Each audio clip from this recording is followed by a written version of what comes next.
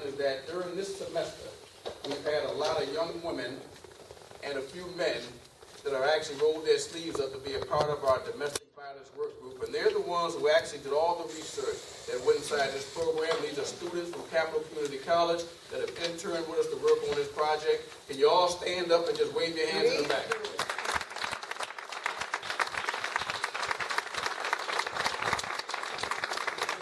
Thank you very much. You've done a fantastic job. I won't tell you what your grade is yet. That's another hat I'll wear. But there's one person, and actually two, inside this room that have really, along with the call to action, that really called the attention of me and Chuck when this drastic crime happened with Allison Archer and Dean Samuels, is that she reached out to us, as she pointed out in the first paragraph of this. You could really see what really transpired in terms of us getting involved with this. But in the room tonight, we actually have the mother of Allison Archer.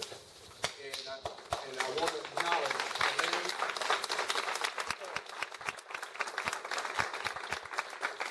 Elaine Felder is the mother, and Elaine, thank you for really coming out. You're welcome. And when Allison Archer's funeral had taken place, her moms got up there and said, you know what, she didn't realize that we were working on this. She didn't have a clue that folks were reaching out to us and saying, let's do something about this. But her herself indicated that she wanted to see that. Well, he's been coping. As time goes on, he's adjusting to the loss of his mother. But to cope with how she died and that his father killed his mother and her friend Dean Samuels, he's not aware of that yet. So that's another process in his life that he has to endure. But for the right now, he's doing good. He's doing good in spite of. But there's always, there's different levels of the loss. Definitely. Yeah. I'm going to ask a hard question. Yes. What were some of the things, the signs that your daughter had that relationship wasn't beneficial and would potentially turn violent? And how do you think she dealt with them? For one thing, my daughter was a very independent.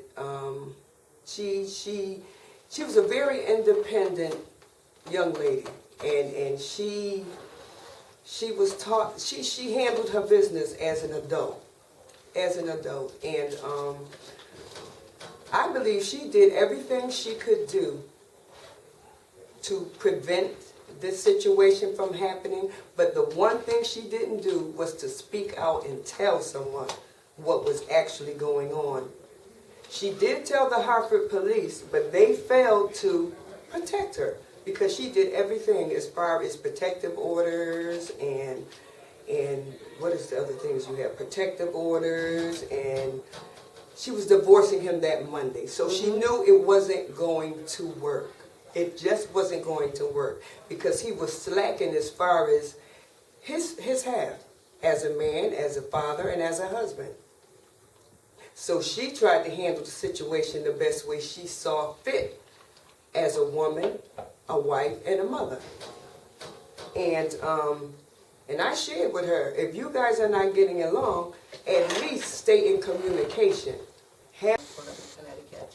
And I wanted to tell you something. When I first started doing this work 23 years ago, I thought I had a simple solution to domestic violence.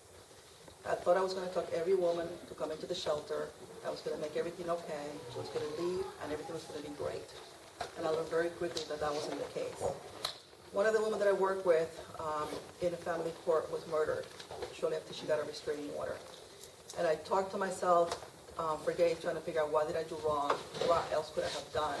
And I realized that it had to be a community effort. It had to be other people involved. It wasn't just up to me. And I started reaching out to more people. I'm also a formerly battered woman. I was abused by a police officer when I was 19 years old. And I thought I didn't have any choices. When I called the police, his friends would come over. And I felt like I had nobody to turn to.